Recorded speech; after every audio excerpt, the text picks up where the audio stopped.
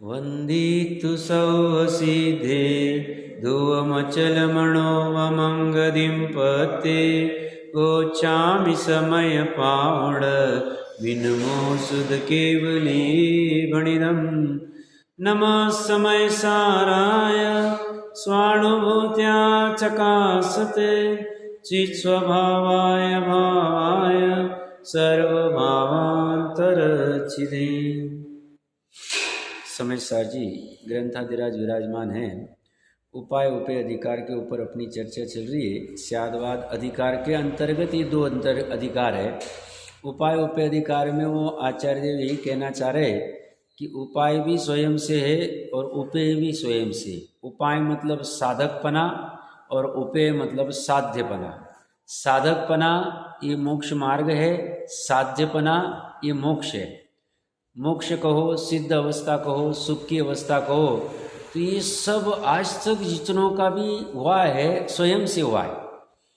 अज्ञान की अवस्था भी स्वयं से ही, बट कथन में कभी कभी आएगा पर निमित्त से हुआ है, जैसे साधक अवस्था के संदर्भ में भी आता है।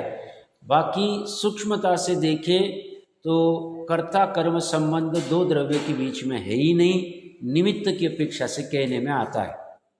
कल जयचंद जी साहब के उस उपाय उपय अधिकार में जो संस्कृत में अमृतचंद्र आचार्य देव ने लिखा है, उसी के भावार्थ में जयचंद जी साहब कह रहे कि ये जो भूमिका है, भूमिका कहो, भूमि कहो, आधार कहो, ये आधार क्या है?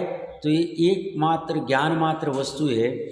उसका अगर आधार ये जीव प्राप्त करता है तो वह सम्यक ज्ञानी होता है और अनेकांतमयी धर्म को प्राप्त करता है।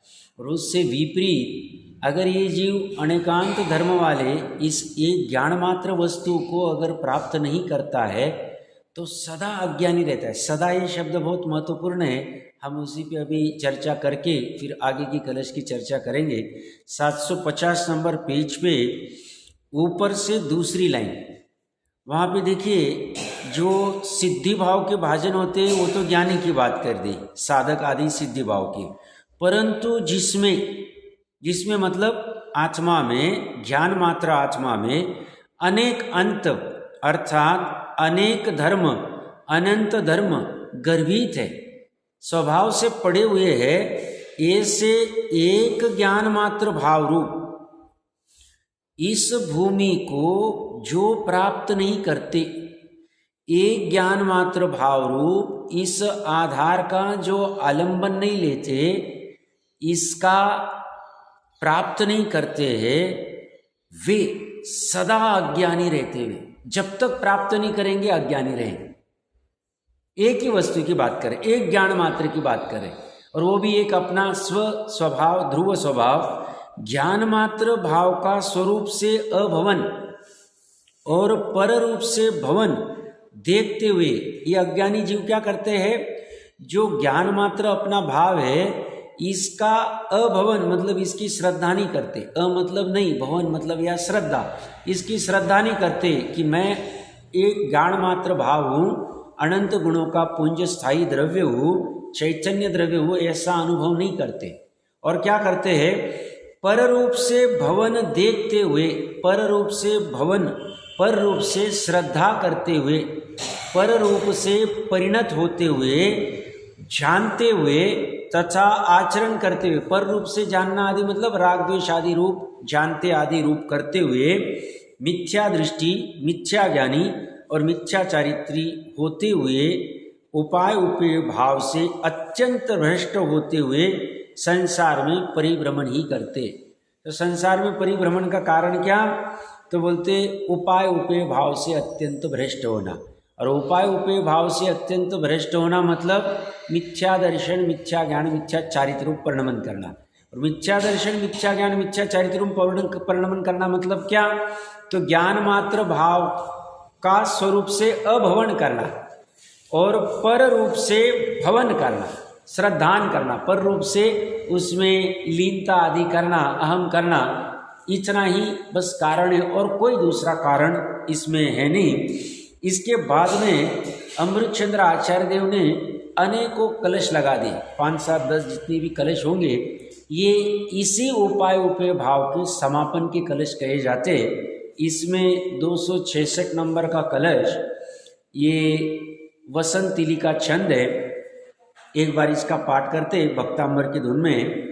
ये ज्ञान मात्र निज भाव मयीम कंपा भूमिं श्रयन्ति कथमप्यपणीत मोहा ते साधकत्वमधिगम्य भवन्ति सिद्धा मूढास्त्वमुमणपुलभ्य परिभ्रमन्ति। क्या कह रहे?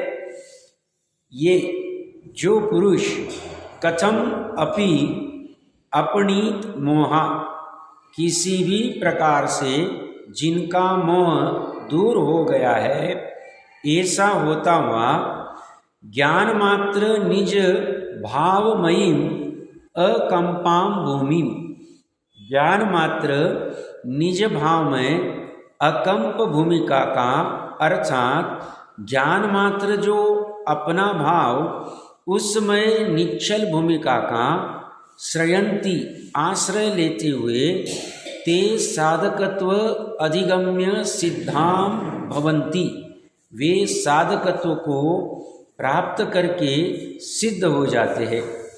तो परंतु मूढ़ाः, जो मूढ़ मोही अज्ञानी मिथ्या दृष्टि है, वे अमुम अनुपलभ्यम, इस भूमिका को प्राप्त न करके परिभ्रमंती, संसार में परिभ्रमण करते। जो अभी ऊपर जयचंद जी साहब ने चर्चा की थी वही चर्चा फिर से आ गई है। देखिए सबसे महत्वपूर्ण सरल बात एक ही है, कुछ भी करके ज्ञान में निज भाव को प्राप्त करना। वो प्राप्त कहाँ करना है? उसका आलंबन लेना है। किसे आलंबन लेना है? अपनी पर्याय, श्रद्धा ज्ञान चारित्र की पर्याय को ऐसा निर्णय पूर्वक अहम करना है। इतना भर काम है, इतना भर धर्म है, सही मायने में यही है, और ज़्यादा जटिल धर्म नहीं। ये बाकी की चीज़ें तो ये धर्म प्रकट करने के लिए मजबूरी में खड़ी की गई। क्यों? निचली भूमिका में तुरंत पकड़ में नहीं आता। देखिए फिर से क्या कह रहे हैं, जो पुरुष किसी भी प्रकार से किसी भी प्रकार से जिनका मोह दूर हो गया, मतलब उसने कुछ भी पुरुषार्थ करके, कुछ भी मतलब स्वयं से पुरुषार्थ करके या किसी के उपदेश आदि को ग्रहण करके, कुछ भी करो, हमें बस मोह को दूर करना है। मोह का अर्थ यहाँ मिथ्यात्व और अनंतानुबंधी की कषा, बस इतना दूर हो जाए अपना काम हो जाए, बाकी का फिर बाद में होता रहेगा, बाकी की भी जल्दबाजी नहीं। तो यहाँ क्या कह रहे, जो पुरुष कौन है? जो पुरुषार्थ करता है, वह पुरुष क्या करता है?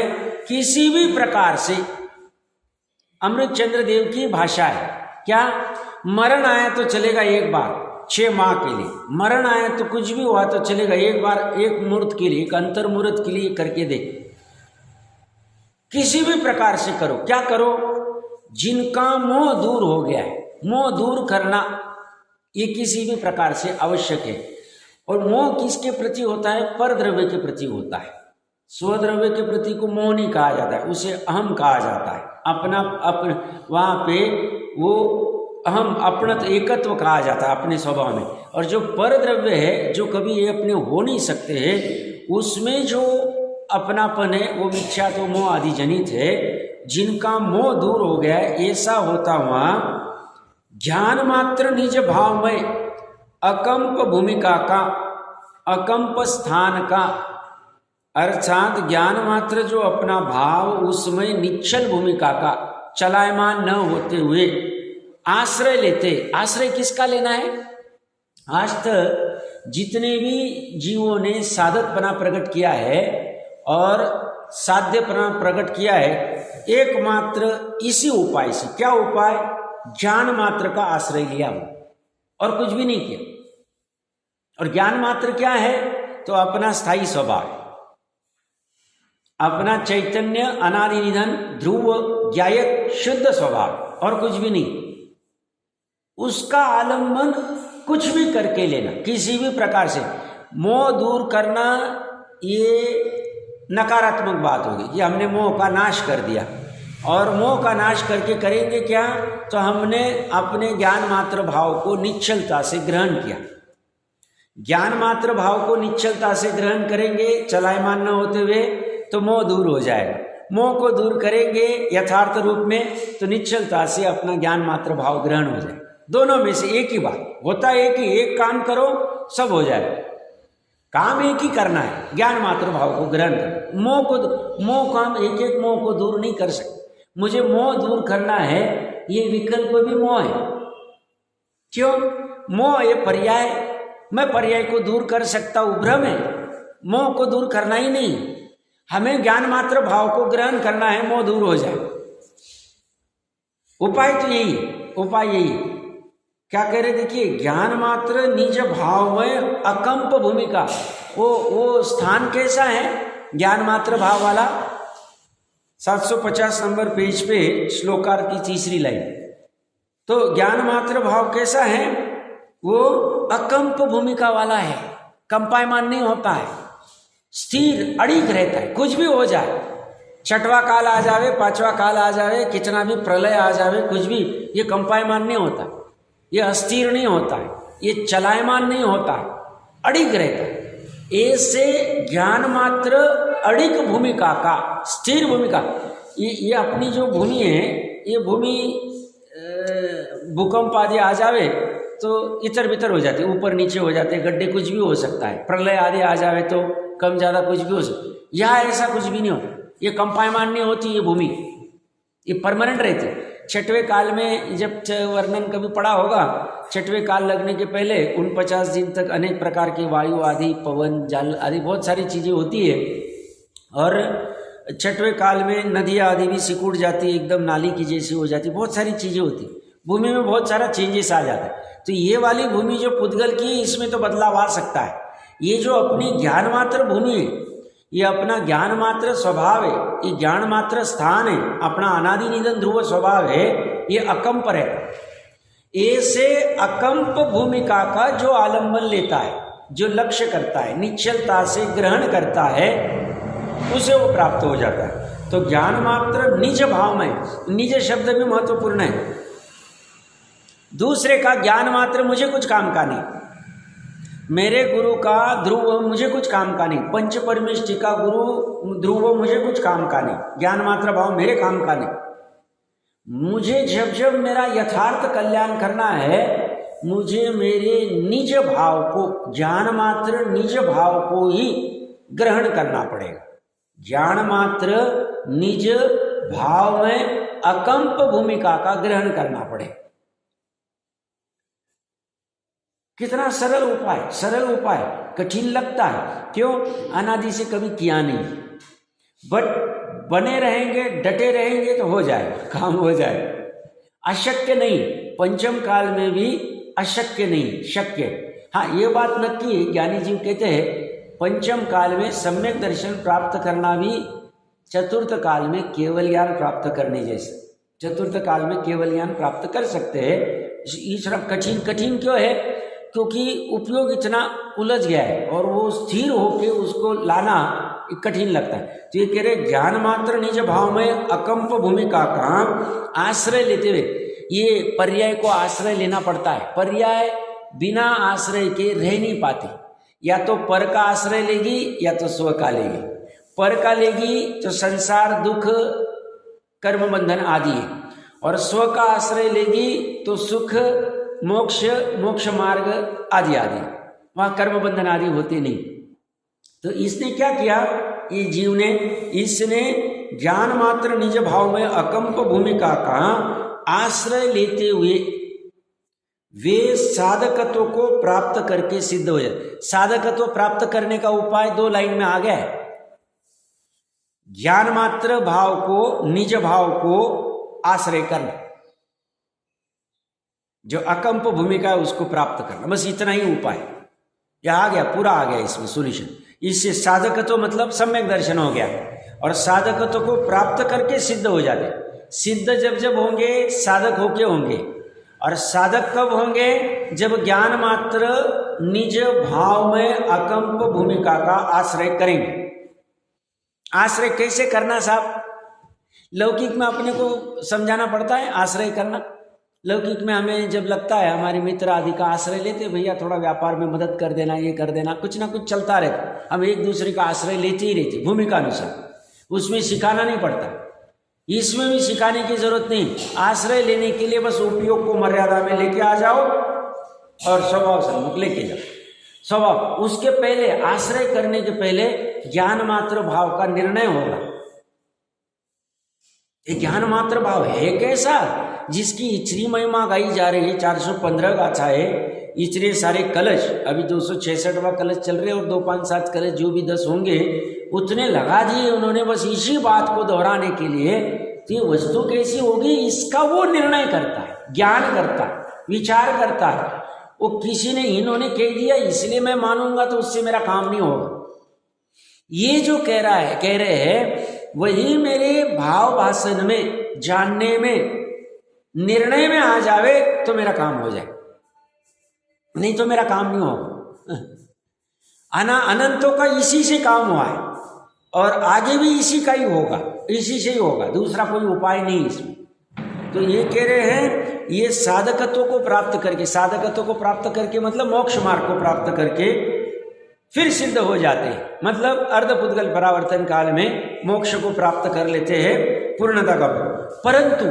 परंतु अभी ब्रेक लगा दिया, अभी वो ऊपर वाला वो प्राप्त करेगा, परंतु जो मूढ़ मोही अज्ञानी मिथ्या दृष्टि है वे इस भूमिका को प्राप्त न करके संसार में परिभ्रमण कर दे। संसार में परिभ्रमण करने का कारण क्या, तो अकंप भूमिका का प्राप्त न होना, अकंप भूमिका का आश्रय नहीं लेना, यही संसार का कारण। अब ये जो ज्ञान मात्र निज अकंप भूमिका है, इसका ज्ञान अच्छे से समझना, महत्वपूर्ण बात कह रहा हूं। आप 3 लोग घूम के आ जाओ, 363 मत देख लो, लौकिक की सभी पढ़ाई देख लो, डॉक्टर, इंजीनियर, कलेक्टर, सीए सबकी पढ़ाई देख लो। ये ज्ञान में निज अकंप जो भाव है वो क्या होता है किसी को पता नहीं, मात्र सर्वज्ञ के शासन में ही पता है एक। और इसका आश्रय कैसे करना, ये उपाय भी यहीं पे मिलेगा और कहीं नहीं मिलेगा, ये बात भी नक्की। आप पूरा ढूंढ लो, जाके आ जाओ, जितना घूमना है घूम लो, कहीं नहीं मिलेगा। और यही होगा तो वो ज्ञानी होगा। क्या, ज्ञान मात्र निज भाव में अकंप भूमिका का आश्रय करेंगे तो हम साधकपना को और साध्यपने को प्राप्त कर पाएंगे। और ये नहीं करेंगे, कौन नहीं करेगा, जो मोही है, अज्ञानी। अमृतचंद्र देव प्रेम से कह रहे, जो मूढ़ है, इनका प्रेम है, समझा रहे भैया ये तुम अपने आप को भ्रम में समझो मत कि साहब हमें इतना व्यापार करते आता है, हमने इतना पैसा कमा लिया, हम कितने होशियार है, पूरे समाज में, परिवार में, गांव में, राज्य में, देश में हमारा कितना नाम है। बोलते ये जो तुम्हारी होशियारी है, अगर इस ज्ञान में निज भाव को तुमने अकंप आश्रय नहीं किया है, तुम्हारी होशियारी 0 है, तुम मोही हो, मूढ़ हो, अज्ञानी हो, मिथ्या दृष्टि हो, तुम्हारा कुछ भी काम नहीं। थोड़ा सा झटका लगेगा बट ये स्वरूप यही, और ये मैं नहीं कह रहा हूं, तो अमृतचंद्र देव कह रहे। और संसार परिभ्रमण इससे होता ही रहे, फिर भले ही धर्म के नाम पे कितने भी शुभ अनुष्ठान कर लो, धर्म के नाम पे कितने भी दान व्रत शील तप कर लो, दान व्रत शील तप बंद करने के लिए ये चर्चा नहीं हो रही। भूमिका अनुसार जैसे अपने भाव है उसे करने में बाधा नहीं, पाप से तो वो भाव ठीक ही कथनचित, पर उसी में संतुष्ट हो जाना और इसका आश्रय ही नहीं करना। किसका आश्रय, ज्ञान मात्र निज भाव में अकंप भूमिका का आश्रय नहीं करना सबसे बड़ा अपराध, सबसे बड़ा अपराध। और टोडरमल जी साहब की भाषा में चिंतामणि रत्न अवलोकन मात्र के लिए मिले और कोई करना नहीं चाहे तो हमें उसके अभाग्य की महिमा क्या गाया, कैसे कहे, अभाग्य की महिमा कैसे गाया। ऐसे ही इस ज्ञान मात्र भाव के लिए प्रयास ही नहीं करे, हमारे अभाग्य की महिमा कितनी हो, कौन गा सकता हमारे अभाग्य, हमारा अभाग्य रहे। ये बहुत महत्वपूर्ण काम। इसी पे रीझ गए स्वामी जी ने जो डंके की चोट लगाया, इसी ज्ञान मात्र भाव की बात की उन्होंने, अलग अलग अपेक्षा से। वो तो ज्यादा कहने की आवश्यकता नहीं, 45 साल इसी की धुन लगाई और करने योग्य बात यही है। और ये एक भाव का आश्रय नहीं ले तो क्या कह रहे, संसार में परिभ्रमण करते हैं, परिभ्रमंती, परि मतलब चारों ओर से भ्रमण करते, 343 घन रज्जु में कहाँ कहाँ जाएंगे पता नहीं। वो प्रथमान योग में घटना है ना, वो राजा, उसको भान नहीं था और पता चला अभी वो विष्ठा में उत्पन्न होने वाला, हालत देखो कैसी गंभीर हो जाती, कहाँ चले जाएगा राजा, कहाँ चला गया, बड़ा बेकार काम हो जाता है। तो इसीलिए कुछ भी करके किसी भी प्रकार से, अमृतचंद्र देव क्या कह रहे हैं, कथम अपि, किसी भी प्रकार से अपनीत मोहा, जिनका मोह दूर हो गया, कुछ भी करके मोह को दूर करना चाहिए। और मोह को दूर करते नहीं आता है, कुछ भी करके ज्ञान मात्र निज भाव में अकंप भूमिका का आश्रय करो। हाँ, ये कंडीशन मस्त है, उस अकंप भूमिका का आश्रय करने के पहले उसका या ज्ञान होना चाहिए, श्रद्धा जाएगी नहीं इस। वो जो स्वयंवर की मैं चर्चा करता हूं ना, स्वयंवर है, 50, 100, 200, 500 राजा आए हुए, किसी का भी ले लो, कोई भी राजकुमारी प्रथमान युग में बहुत है, वो कोई कहने से किसी को भी वरमाला नहीं पहना चाहिए, वो पूरा ज्ञान करती है, कौन कौन राजकुमारी क्या क्या शूरता है आदि आदि, जो भी उसको कोई कंडीशंस होगी वो सब देखती, वो सब उसकी वो दासी जो है वो सब एक एक बताती है, राजा ऐसे अमुक अमुक सब करती है।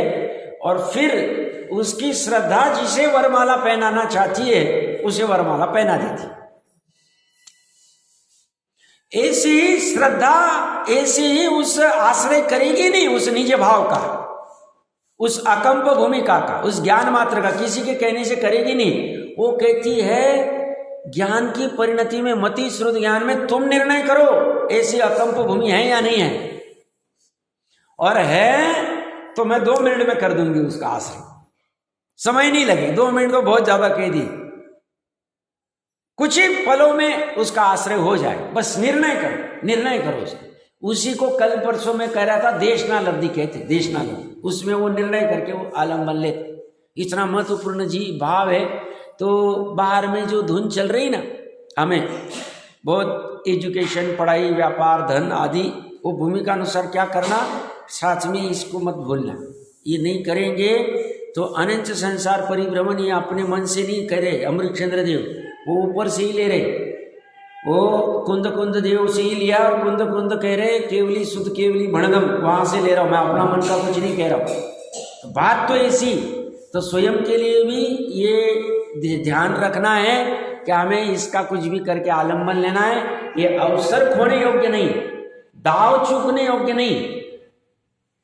और साथ में जिनके प्रति अपने को राग है वो भी आ सकते तो आ जाए भाई, नहीं आते तो ठीक है भाई, जैसी तुम्हारी योग्यता करने योग्य। देखिए भावार्थ में क्या कह रहे हैं, जो भव्य पुरुष अभव्य नहीं कर सकता ये काम, जो भव्य पुरुष गुरु उपदेश से, अभी थोड़े दिन पहले बहन पूछ रही थी ना, सम्यक दर्शन निसर्गज और अधिगमच, तो वहां पे गुरु के उपदेश से मतलब अधिगमच अथवा स्वयमेव निसर्गच, किसी से भी हो जाए काम से मतलब है स्वयं से होए या किसी का आलम्बन लेके हो जाए, हमें कोई फर्क नहीं पड़ता।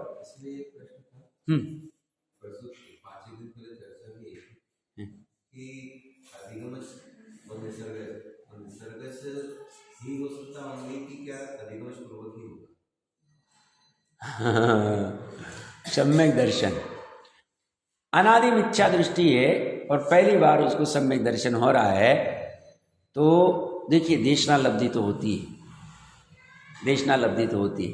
अभी ये चर्चा चलती है, अपने इसमें चर्चा चलती है कि ज्ञानी के मुख से ही सुनना चाहिए।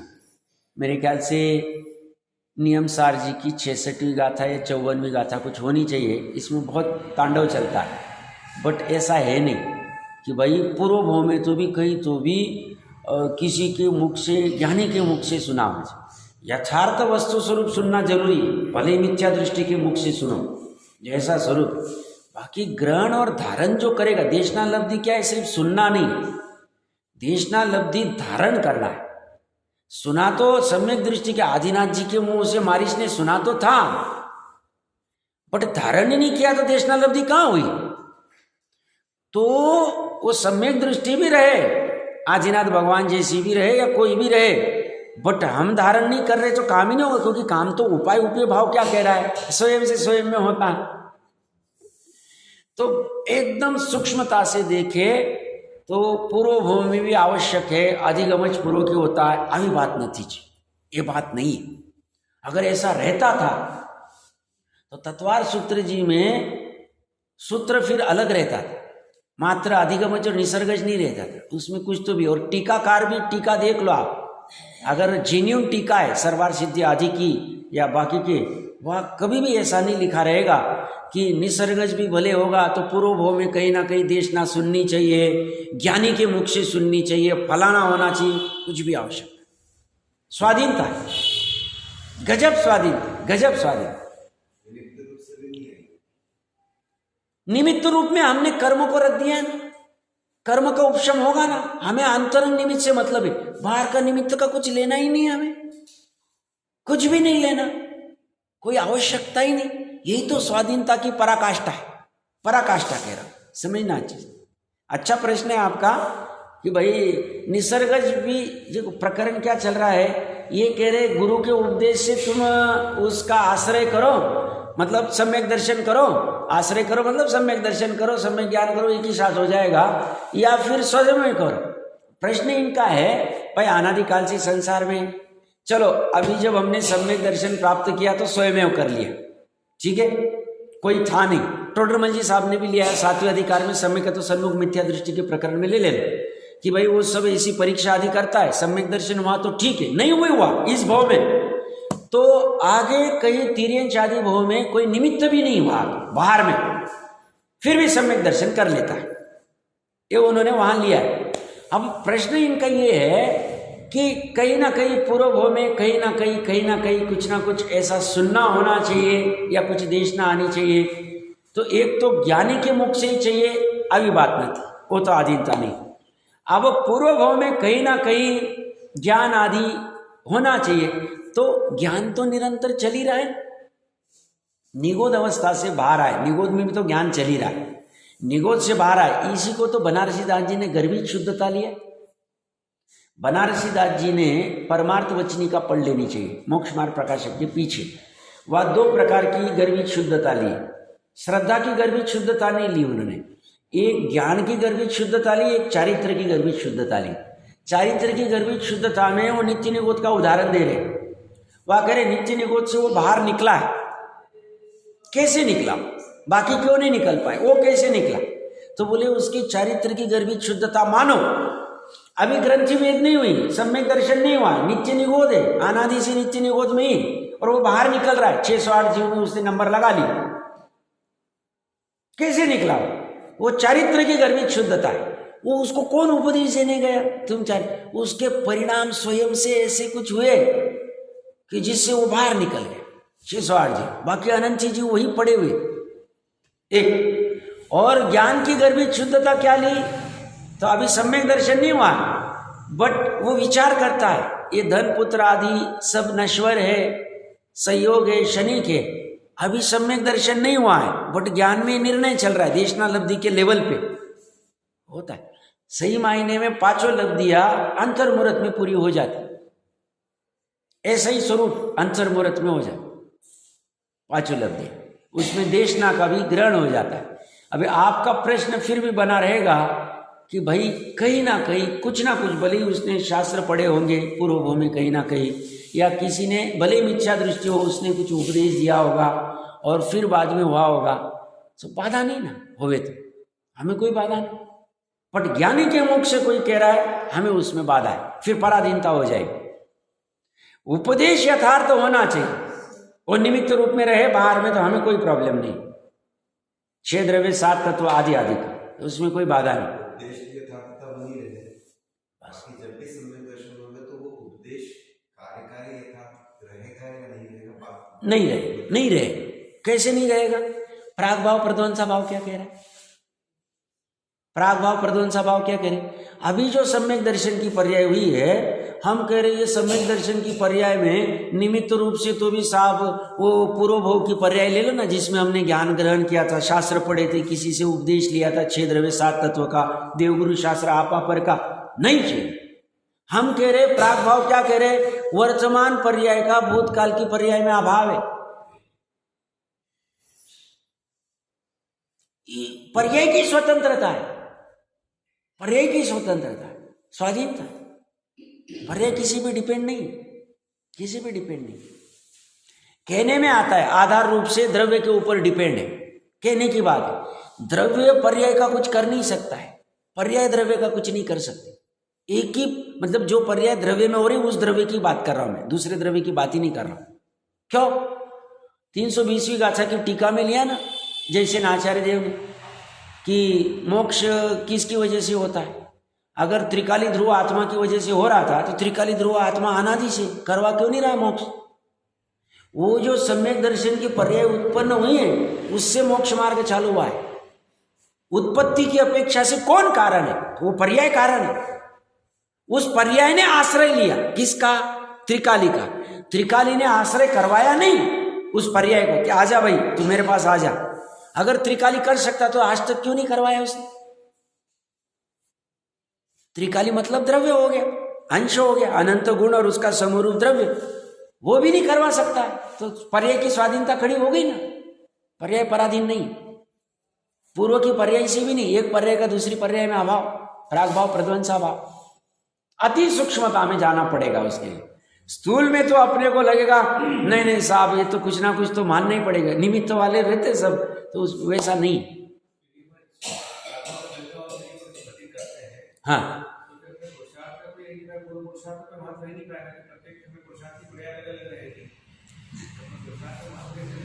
बात तो ऐसी, मतलब आपका प्रश्न भी अच्छा है। आप कह रहे हैं कि साहब अगर ये पर्याय अपने स्वयं से हुई है तो अनंतर पूर्वक क्षणवर्ती जो उपादान कारण है, जो पूर्व का पुरुषार्थ करते बार बार उसकी चर्चा चलती है, तो साहब उसका तो कुछ काम ही नहीं रहा। बात तो ऐसी है, एकदम निश्चय से तो ऐसी बात तो ऐसी। बट जब जब ये सम्यक दर्शन की पर्याय होगी ना, ये वाली सम्यक दर्शन, इसके पूर्व में जो जो पुरुषार्थ होना है वो होगा। मैं होनार की अपेक्षा से कह रहा हूँ, बट अभी होनार पे नहीं लगा। हमें बुद्धिपूर्वक शास्त्र निकालने, शास्त्र पढ़ने, शास्त्र में जो कथन किया उसके ऊपर विचार करना, ये काम हमें करते जाना है। इसकी वजह से सम्यक दर्शन होगा, अभी बात न थी, अभी बात न थी। बात तो ऐसी है ही नहीं, क्योंकि वो सम्यक दर्शन की पर्याय है। वो फिर भाव अभाव अभाव भाव शक्ति क्या कह रही? वो तो चर्चा तो वही सूक्ष्म में वही जो भाव अभाव 47 शक्तियों में चर्चा की थी, भाव अभाव शक्ति अभाव भाव शक्ति, वो तो वही स्वाधीनता की बात करती कि इसका इसमें अभावी भाव शक्ति अभाव शक्ति भाव भाव शक्ति भाव अभाव शक्ति अभाव भाव शक्ति अभाव अभाव भाव शक्ति और भाव, इसमें वो स्वाधीनता की बात, पर्याय की बात है ही नहीं। ऐसा है ही नहीं।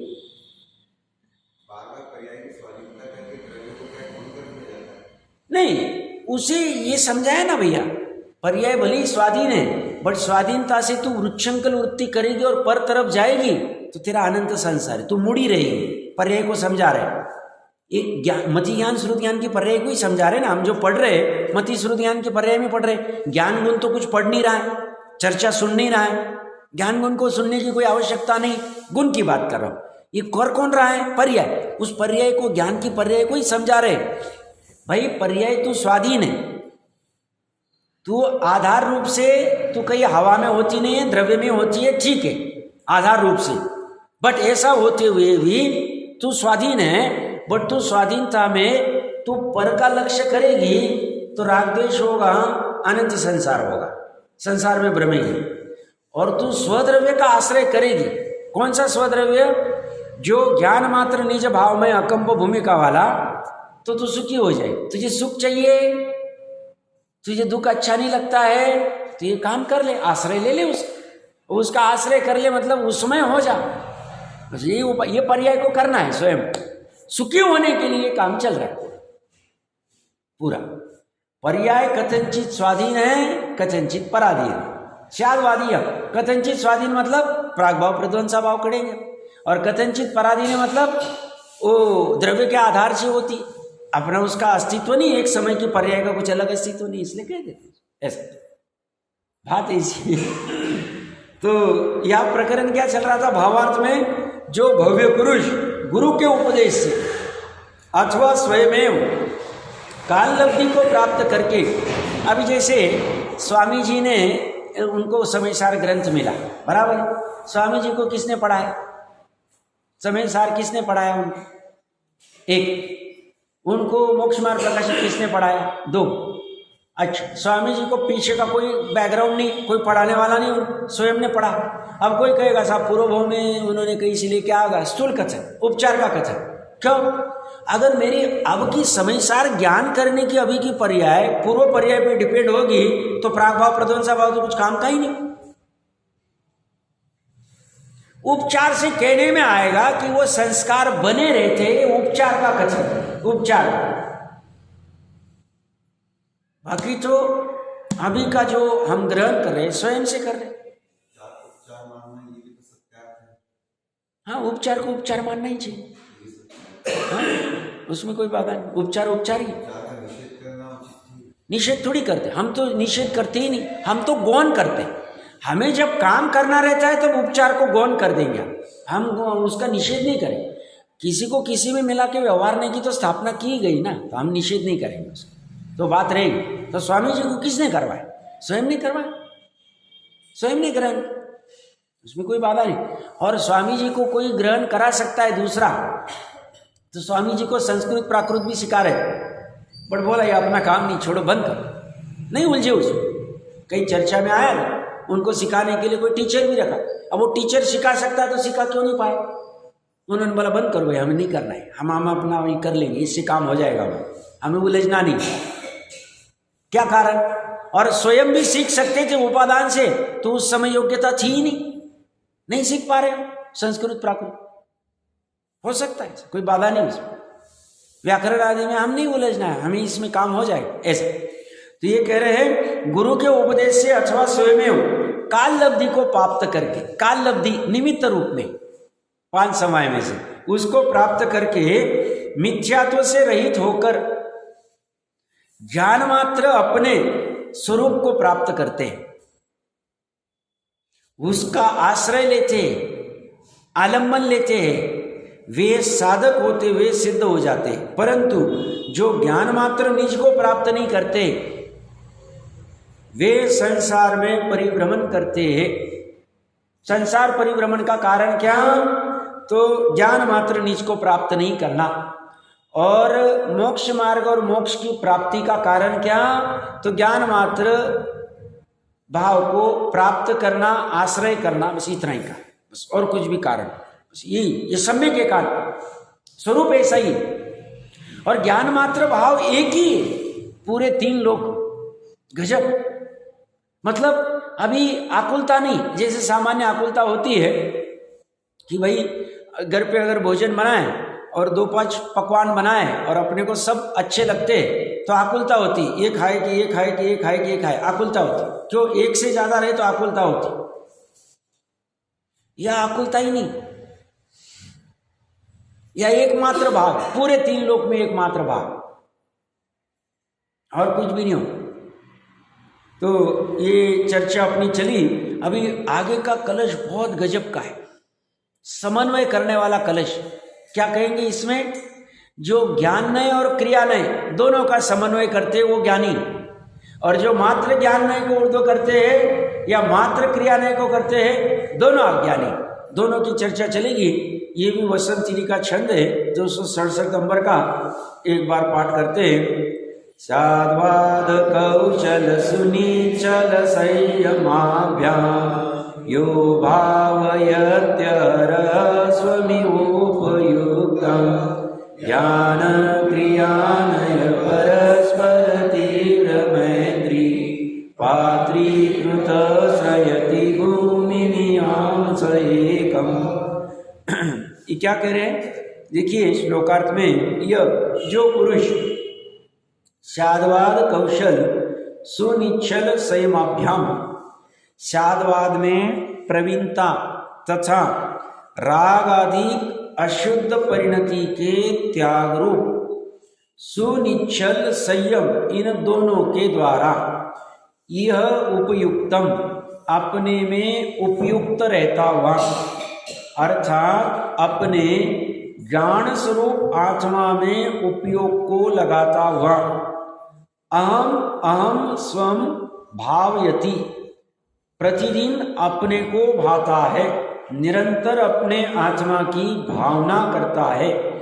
सह एकम, वही एक पुरुष, ज्ञान क्रिया नय परस्पर तीव्र मैत्री पात्रीकृतम, ज्ञाननय और क्रियानय की परस्पर तीव्र मैत्री का पात्ररूप होता हुआ, इमाम भूमिम श्रयति, इस ज्ञान मात्र निज भाव में भूमिका का आश्रय करता है। जब जब ज्ञान मात्र भूमिका का आश्रय जीव करेगा, तब तब उसके पहले ज्ञाननय और क्रियानय का समन्वय रहेगा। ज्ञाननय मतलब यथार्थ जानना, आगम आदि का यथार्थ जान, जैसा वस्तु स्वरूप है प्रयोजन भूत का। और क्रियानय मतलब संयमित भाव, या क्रियानय का अर्थ बाहर की क्रिया मात्र से नहीं, बाहर की क्रिया तो उपलक्षण है, उपलक्षण है, वो तो अंतर के द्योतक है, वो शुभ भाव भी नहीं है। संयम में सही मायने में शुभ भाव भी नहीं लेना। संयम में सही मायने में जितने प्रमाण में चारित्र की स्थिरता है स्वभाव में, उतने प्रमाण में संयम, वो निश्चय संयम हो गया। और सहचारी रूप में जो भी शुभ भाव रहते हैं, जो भी न्याय नीति सदाचार के या प्रतिमा के या 28 मूलगुण पालने की जिसकी जैसी भूमिका होगी, वह उपचार से, वो तो कर्म बंधन के कारण, वो तो शुभ भाव तो कर्म बंधन के कारण है, वो शुभ भाव तो दिखते नहीं, बाहर की क्रिया मात्र दिखती। और दोनों का समन्वय जरूरी। अगर बाहर में संयम क्रिया नहीं दिख रही है भूमिका के अनुसार, तो समझना अंदर में संयम नहीं, अंदर में क्रिया नहीं, अंदर में क्रिया नहीं है तो ज्ञान भी यथार्थ नहीं है, तो उसको वो ज्ञान मात्र भाव की भूमिका प्राप्त ही नहीं हो। बाहर में यथा योग्य क्रिया दिखती है, यथा योग्य जैसी जिसकी भूमिका होगी न्याय नीति सदाचार आदि की, अंदर में रहेगा ही रहेगा जरूरी नहीं। क्यों? द्रव्यलिंगी भी हो सकता, अंदर में होगा जरूरी नहीं, पर बाहर में नहीं है, अंदर नहीं। अब ये बात तो कर रहे ज्ञान ने और क्रिया ने, अंदर की बात कर रहे। देखिए फिर से एक बार श्लोकार्थ में देखिए, स्यादवाद में प्रवीणता, प्रवीणता मतलब कुशलता। स्यादवाद क्या है? मतलब ज्ञान की कुशलता कह रहे। ज्ञान की कुशलता कब होगी? जब स्यादवाद से समस्त वस्तु को बराबर समझ लेवे, जान लेवे, मतलब उसमें कोई भी शंका नहीं है, कोई भी विपर्य नहीं है, कोई भी अनवदेशाय नहीं है, संशय विपर्य अनवदेशाय कुछ भी रहा नहीं। यथार्थ स्व वस्तु का भी यथार्थ निर्णय हो गया, पर वस्तु का भी यथार्थ निर्णय हो। अब यथार्थ पर वस्तु का निर्णय सब कोई प्रश्न करेगा, सब पर वस्तु 3 लोग तो कितना बड़ा है और उसमें कितनी पर वस्तु है। अब उनका हमें यथार्थ ज्ञान नहीं, ये माइक में कितने परमाणु हैं, कितने क्या है, हमें कुछ भी ज्ञान नहीं। तो इसे यथार्थ ज्ञान कहना कि नहीं कहना? ज्ञानी कहते हैं चौथे गुण स्थान में, चोटरमल जी साहब ने लिया है 3रे अधिकार में, चौथे गुण स्थान में ये माइक में कितने परमाणु, इसके ज्ञान की आवश्यकता नहीं। बस इतना ज्ञान जरूरी है कि ये स्व है कि पर है। अगर पर है तो किस अपेक्षा से? इसमें रसगंध वर्ण दिख रहा है, पर ज्यादा दिमाग लगाना नहीं, पुद्गल जड़ पर, खत्म। जहां मेरा चैतन्य भाव है वहां मैं हूं और इसके अलावा मैं नहीं, बस हो गया उसे स्वपर का ज्ञान। स्वपर का ज्ञान कैसे होगा? जितना मेरा चैतन्य पना है, ज्ञान मात्र पना है, उतना ही मैं हूं, ध्रुवता वाला, उतना ज्ञान हो गया, उसके अलावा मैं नहीं, सब में ज्ञानी हो।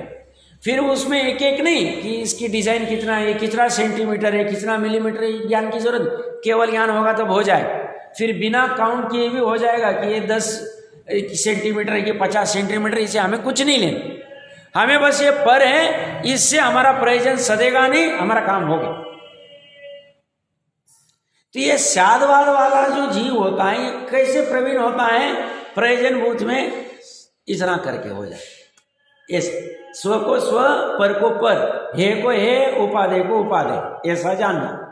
तो स्यादवाद में प्रवीणता मतलब ज्ञान में प्रवीणता, समझ, सही समझ तथा रागादिक अशुद्ध परिणति के त्याग रूप सुनिश्चल संयम। संयम कैसा होना चाहिए? सुनिश्चल, चलायमान होने वाला नहीं, अचल वाला। कैसा? रागादिक अशुद्ध परिणति के त्याग रूप। रागादि अशुद्ध परिणति में शुभ राग भी आ जाएगा। शुभ राग की हमें बहुत महिमा होती। साहब आज मन ही नहीं लग रहा है, आज देव पूजा ही हुई नहीं।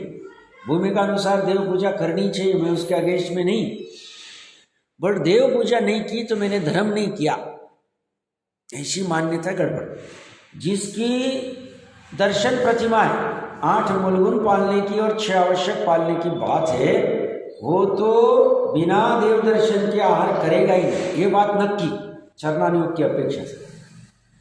बट मैंने देव दर्शन नहीं किए तो मेरे निश्चय धर्म नहीं हुआ, ऐसी मान्यता अज्ञान वाली, पराधीनता वाली मान्यता। देव दर्शन करेगा, ज्ञानी भी करेंगे, नई बात ऐसी नहीं है। आप समझना, अर्थ का अनर्थ नहीं करना, मेरी अपेक्षा समझना। हमें बचपन से जो गुट्टी पिलाई गई है कि जैनी है देव दर्शन करेगा ही करेगा, 6 आवश्यक पालेगा, वो तो करेंगे हम, बट साथ में मेरा काम एकमात्र ज्ञान मात्र भाव से होने वाला, ऐसा उसे मतलब शुभ राग के प्रति जो उसका तीव्र अपनत्व, एकत्व, कर्तृत्व, भोक्तृत्व भाव, वो खतरनाक, वो अच्छा नहीं। इसलिए क्या कह रहे? पाप को तो सभी पाप जानते ही, हिंसा, चोरी, झूठ तो खराब ही, हिसाब, क्रोध आदि करना तो अच्छा ही नहीं, बट ये राग आदि अशुद्ध परिणति के त्याग रूप। अभी कोई कहेगा कि साहब यहाँ पे कह रहे हैं कि ये जो अपने आत्मा को प्राप्त करता है ये सुनिश्चल संयम करता है, और सुनिश्चल संयम करने के लिए राग आदि की परिणति का त्याग करना चाहिए। तो सब चौथे गुणस्थान वाले का कहाँ शुभ राग छूटा है? उसके तो अशुभ राग भी छूटा नहीं, बात बराबर है। बट ये वाला जो चतुर्थ गुणस्थान में जो राग उसका छूटा है, अनंतानुबंधी वाला, अनंतानुबंधी वाले हिंसा आदि के भाव जो छूटे वो उसकी परिणति का अभाव होना चाहिए, तभी उसका यथार्थ संयम होगा। सुनिश्चलता से संयम धारण करना, उसका स्वरूपाचरण चारित्र जो होता है चतुर्थ गुणस्थान में, स्वरूप में आचरण करना, वह ये अनंतानुबंधी के राग आदि के अभाव नहीं होता। तो यहाँ वो पकड़ना, पूर्ण अभाव तो ऊपर होगा, वो करना नहीं, वो कथन करेगा, बट यहाँ पे चतुर्थ गुणस्थान वाले अशुद्ध परिणति के त्याग रूप उपादेय बुद्धि वाला राग छोड़ देना, ये सुनिश्चल संयम इन दोनों के द्वारा अपने में उपयुक्त रहता हुआ। महत्वपूर्ण क्या है? अपने में उपयुक्त रहना। और बाहर में क्या चलता है? तुम जितना बाहर जुड़ोगे उतना तुम्हारा यश होगा, तुम्हारा नाम होगा। बाहर में क्या चलता है? सब हमारे इतने कॉन्टैक्ट्स है, इतने फॉलोअर है, हमें यहाँ भी परिचित है, वहाँ भी परिचित है, वहाँ भी परिचित है, ऐसी भी वैसी भी वैसी भी है। ये कह रहे जब तुम वो करते हो तुम अपने में उपयुक्त नहीं होते। अपने में उपयुक्त होना महत्वपूर्ण है। तो वो भूमिका प्राप्त करने के लिए समस्त पर द्रव्य से अनुपयुक्त होना पड़ेगा, तभी हम स्वभाव में उपयुक्त हो पाएंगे। इसमें पुरुषार्थ लगेगा। इसी को जैसे आचार्य देव कहते हैं 3 लोग 3 काल, मन वचन काय से, कृत कारित अनुमोदन से समस्त चेतन अचेतन, समस्त अंतरंग बहिरंग परिग्रह का निरावलंबी होता। निरावलंबी होना मतलब आलंबन नहीं लेता। तो आलंबन किसका लेगा? ज्ञान मात्र का लेगा। तो ये चर्चा है, आज का समय आ गया है, इसमें 2-3 लाइन में और कुछ विशेष चर्चा होगी, करते हैं।